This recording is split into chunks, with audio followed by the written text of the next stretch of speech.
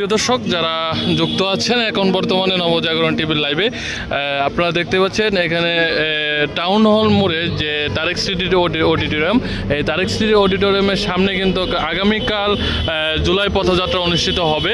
আর এই উপলক্ষে আমরা দেখতে পাচ্ছি অলরেডি স্টেজের কাজ চলছে, আর স্টেজ মোটামুটি প্রস্তুতি চলছে।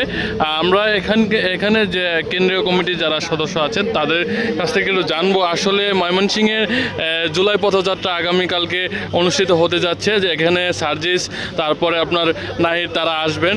এই যে জুলাই পথযাত্রা অনুষ্ঠিত হবে আগামীকাল, এই জন্য কীরকম প্রস্তুতি নিচ্ছেন আপনারা একটু বলবেন এখন? ধন্যবাদ সবাইকে। প্রথমে আমি আমার পরিচয়টা দিই। আমি তানহা শান্তা, আমি কেন্দ্রীয় কমিটির সদস্য।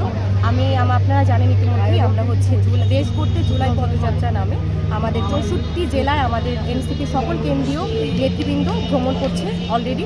এখন তারা আমাদের সেই কার্যক্রমের অংশ হিসেবে আমাদের ময়মনসিংহ জেলায় তারা কালকে আসবেন। আমরা তাদের সেই প্রোগ্রাম বাস্তবায়ন করতে আমরা আমাদের সকল ধরনের প্রস্তুতি ইতিমধ্যে সম্পন্ন করেছি। আমি এতদিন পদযাত্রায় ছিলাম, আমি এখন এখানে এসেছি আমার সহকর্মীদেরকে আমার নিজের জেলায় তাদেরকে ওয়েলকাম করার জন্য।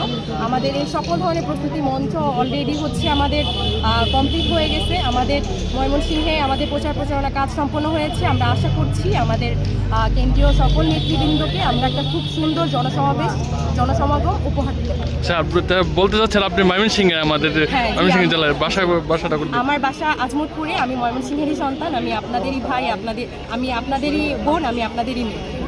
ঠিক আছে, ধন্যবাদ।